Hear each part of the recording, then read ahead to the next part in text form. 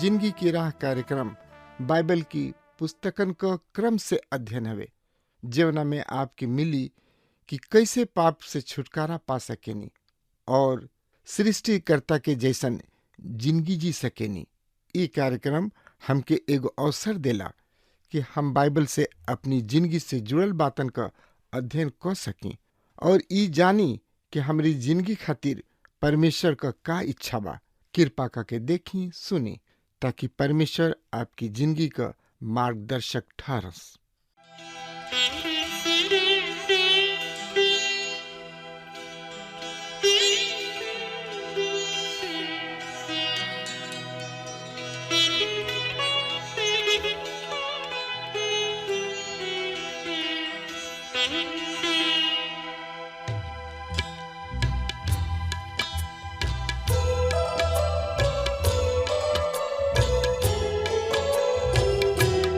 एक दिन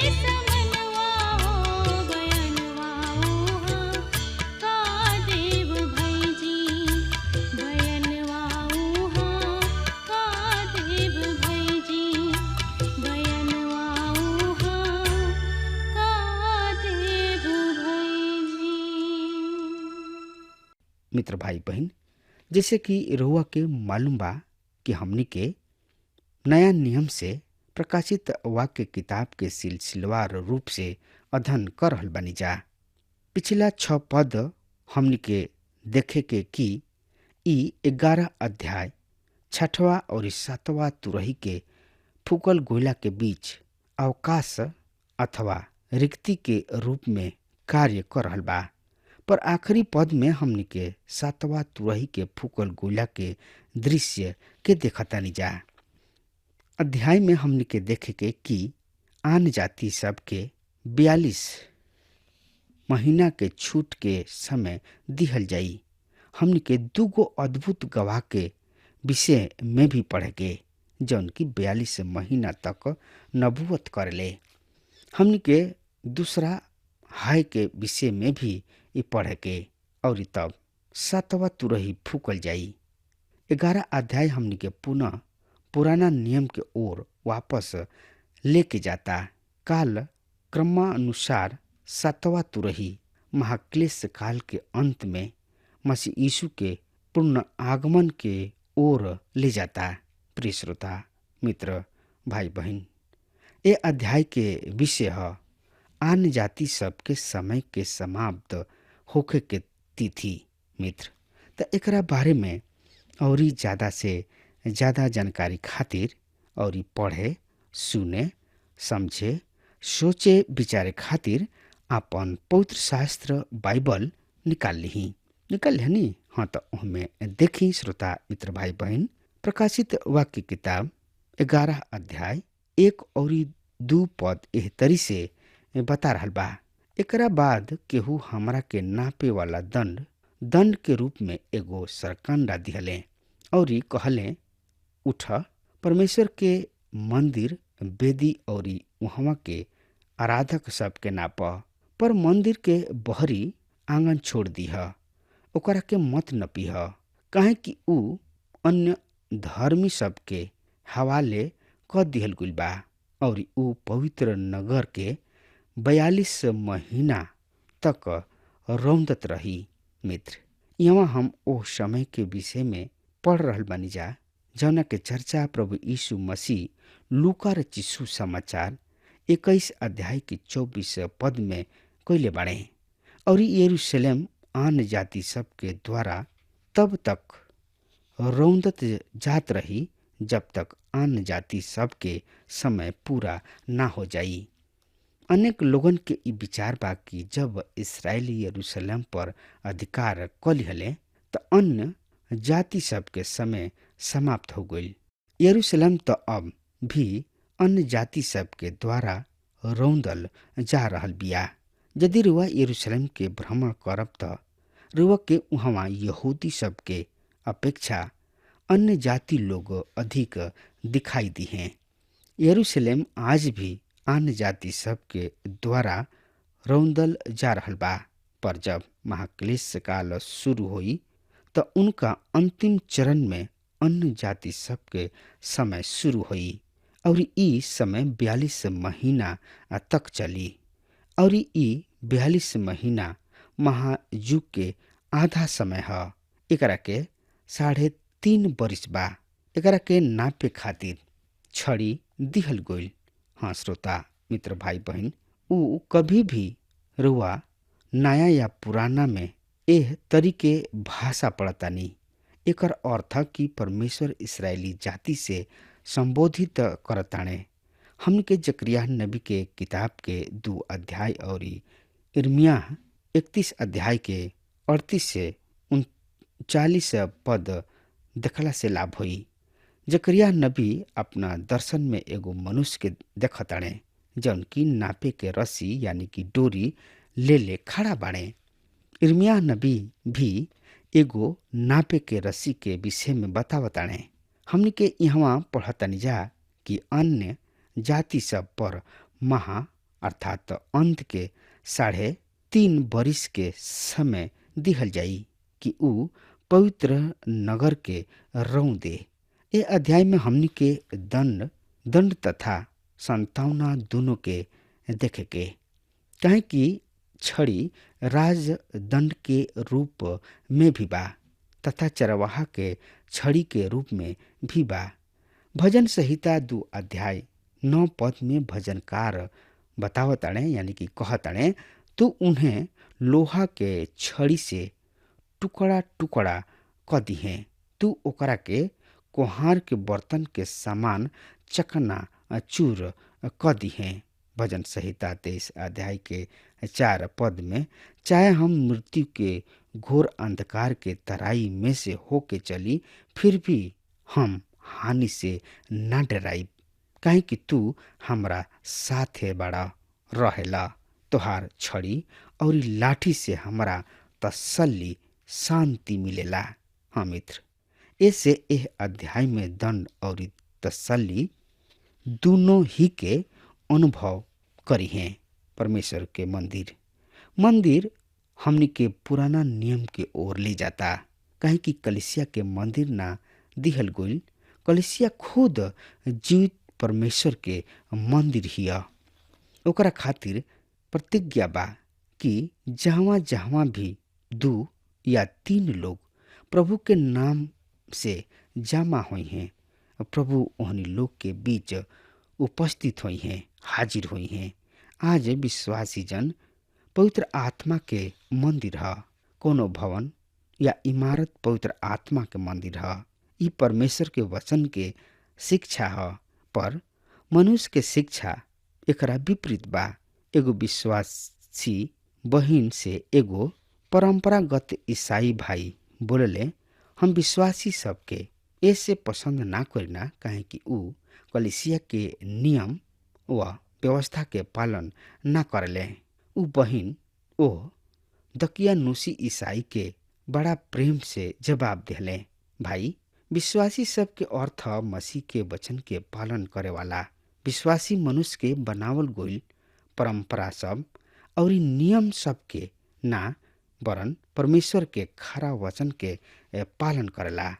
रउआ हमरा के पसंद करी या ना करी, हमार प्रभु जी हमरा के पसंद करेलन मित्र, काहे कि हम उनकर वचन के पालन करीना।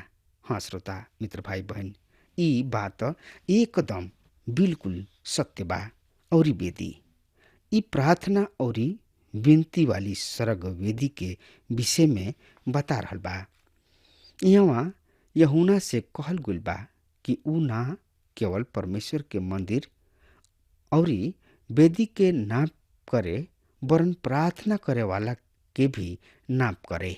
परमेश्वर उपासना करे वालन के संख्या के लेखा भी रखे चाहेलन, पर मंदिर के बहरी के आंगन छोड़ देले बा, काहे कि ऊ अन्य जाति सबके दिहल गइल बा। यद्यपि ऊ मंदिर ही के भाग ह। श्रोता मित्र भाई बहन, मिलाप वाला तंबू में होम बलि के वेदी तथा पीतर के हौदा के ओर रहे। अब चूंकि ई मसीह यीशु के क्रूस के चित्र ह, त एकर तात्पर्य बा कि अनुग्रह के सुसमाचार ए समय भी उपलब्ध होई। एकरा के कभी नइखे जा सकत। 42 महीना ई 3.5 बरिस के समय ह।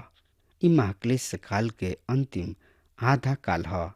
हमके ए विषय में पुनः प्रकाशित वाक्य की किताब 13 अध्याय 5 पद के पढ़े के। एह पद में एह तरी से लिखल गइल बा, ओकरा के एगो ऐसन मुंह दिहल गइल जैसे कि वो घमंड से भरल और निंदा के बात बोले, और ओकरा के 42 महीना ले काम करे के अधिकार दिहल गइल। हाँ श्रोता मित्र भाई बहन, हाँ प्रिय श्रोता मित्र भाई बहन, ई मसीह विरोधी के एह पृथ्वी पर आखिरी आधा काल ह। ई काल प्रकाशित वाक्य की किताब 12 अध्याय के 14 पद में लिखल गइल बा। सुन ध्यान से, हम एह पद के रुआ सामने पढ़े जा रहल बनी। यही से ओ मेहरारू के एगो बढ़हन गरुड़ के 2 गो पाँख ऐसे दिहल गइल कि ऊ अजगर के लगे से जंगल में ओ जगह में उड़े जहाँ 3.5 बरिस ले ओकर पालन पोषण कइल जाई। हाँ श्रोता मित्र भाई बहन, एगो काल तथा आधा काल के अर्थ 3.5 बरिस के समय। दानियल नबी एह नाप के एह तरी से व्यक्त कैले बाणे। दानियल नबी की किताब 7 अध्याय 25 पद में एह तरी से बता रहल बाणे। और ऊ परम प्रधान के विरुद्ध बात कही है और परम प्रधान के पवित्र लोग के पीस डली है और समय और व्यवस्था के बदल देवे के आशा करी है। वरन 3.5 काल तक ऊ सब उनका वश में क दिहल जाई। हाँ श्रोता मित्र भाई बहिन, आई यही लगले हमनी के फिर से पढ़ लिहल जाओ 12 अध्याय के 11 पद के। ए पद में एह तरी से लिखल बा, और ऊ लोग मेमना के खून के कारण और अपना गवाही के वचन के कारण उनकरा से जीत गइल बाड़न, काहे कि मौत सह लिहले। ऊ लोग अपना जान के प्रिय ना बुझले। हाँ श्रोता मित्र भाई बहन, आई हमनी के पढ़े समझे बुझे सोचे विचारे खातिर पवित्र शास्त्र बाइबल के पन्ना पलटल जाओ और ओमे हमनी के जल्दी से देख लिहल जाओ। और ऊ प्रधान 1 सप्ताह के खातिर बहुतन के संग दृढ़ वाचा बंधी है, पर आधा ही सप्ताह के बीतला पर ऊ मेल बलि और अन्न बलि के बंद करी है और कंगूरे पर उजाड़े वाली घृणित वस्तु दिखाई देगी। और निश्चय से वही बात के समाप्त होके तक परमेश्वर के क्रोध उजड़े वाला पर पड़ल रही। हाँ श्रोता मित्र भाई बहन, 1290 दिन के अर्थ भी 3.5 बरिस बा। मित्र महाक्लेश काल के दूगो बराबर भाग में बटल बा। दानियल नबी के समाप्त 7 बरिस के समय है और ई 7 बरिस दानियल नबी के 70 सप्ताह अर्थात महाक्लेश काल विषय। 2 गवाही सबके नबूवत के काल। हाँ श्रोता मित्र भाई बहन, तो एकरा बारे में और ज्यादा से ज्यादा जानकारी खातिर रुआ हमरा संगे अपन पवित्र शास्त्र बाइबल निकाल ली और ओह में देखी प्रकाशित वाक्य किताब 11 अध्याय के 3 से 6 पद एह तरी से बता रहल बा। हम अपना दूगो गवाह के आदेश देव कि ऊ 1260 दिन तक टाट ओढ़ले नबूवत करत रहे। ई गवाही ऊ जैतून के 2 फेड़ और 2 दीपा धार ह, जौन की पृथ्वी के प्रभु के सामने खड़ा बाणे। यदि केहू एकरा के हानि पहुंचावता त एकरा मुख से आग निकले और ऊ एकरा शत्रु के नष्ट क देला। जे एकरा के हानि पहुंचाई ओकरा एह तरी मरे के होई। उन्हें आकाश के द्वार बंद करे के अधिकार बा, ताकि एकर नबूवत के समय पानी ना बरसे। इन्हें पानी के खून में बदले के और जब जब ऊ चाहे तब तब पृथ्वी पर हर तरीके महामारी भेजे के अधिकार बा। हाँ श्रोता मित्र भाई बहन, ये गवाह के विषय में अनेक बात बा। ई ऊ ह हमनी के सामने बिना कोनो पूर्व परिचय के पेश क दिहल गइल बा।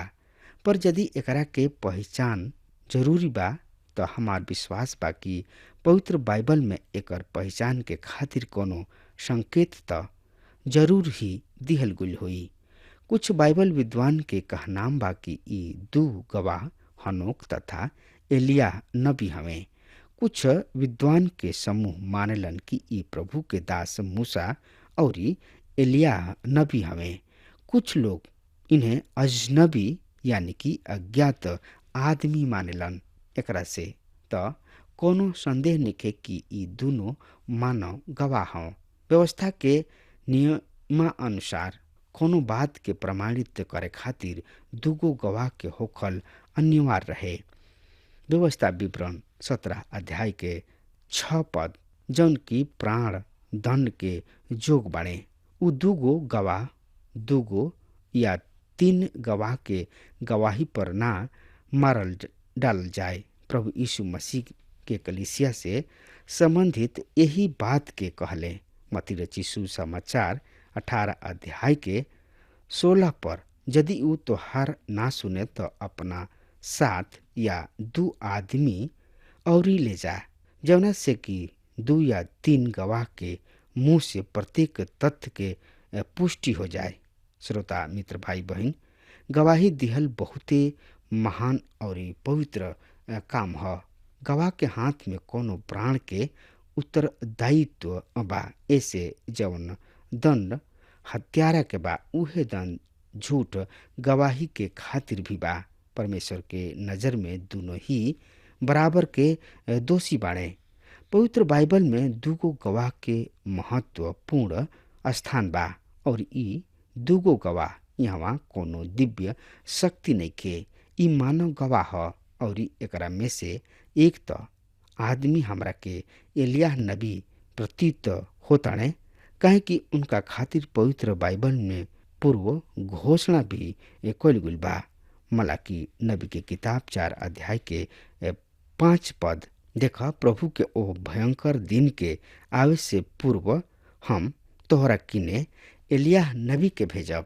एकर उल्लेख मत्ती रचित सुसमाचार 17 अध्याय के 11 पद में भी मिलता। और प्रभु उत्तर में मनुष्य कहले, एलिय्याह आइल जरूरी त बा और ऊ सब कुछ सुधरी है। परमेश्वर के वचन के आधार पर हम पूर्ण निश्चय के साथ ई कह सकतानी कि यह दोनों में एगो गवाह एलिय्याह नबी हमें।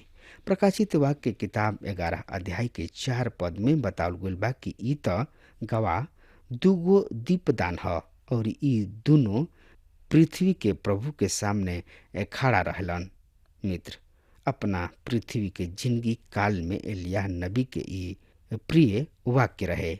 इसराइल के परमेश्वर यहोवा के जिंदगी के शपथ, जेकरा सामने हम हाजिर रहिना, ई 2 गवाह के दीपदान ह। ऊ संसार के खातिर ज्योति ह। ऊ ए परमेश्वरहीन भटकल भुलाइल अंधकार में चक्कर खाए वाला संसार के खातिर ज्योति ह। ये नास्तिक और प्रतिमा पूजक संसार के जीवित व सच्चा सृष्टिकर्ता परमेश्वर के विषय में बतावे वाला परमेश्वर के 2 गवाह हमें। हाँ श्रोता मित्र भाई बहन, अब हमार समय खत्म हो रहा बा। तब तक खातिर वह हमरा के आज्ञा दी। परमेश्वर वह के बहुते बहुते आशीष देश। आमीन। हमके विश्वास बा कि ई कार्यक्रम आप सब खातिर फायदेमंद सिद्ध भइल होई। अगर आप सबके लगे बाइबल से चाहे आपकी निजी जिंदगी से कोनो सवाल होके चाहे कोनो समस्या खातिर प्रार्थना करावे चाहतनी तो हमारी फोन नंबर पर जरूर संपर्क करें और आज का दिन आप खातिर सुखद बनावे।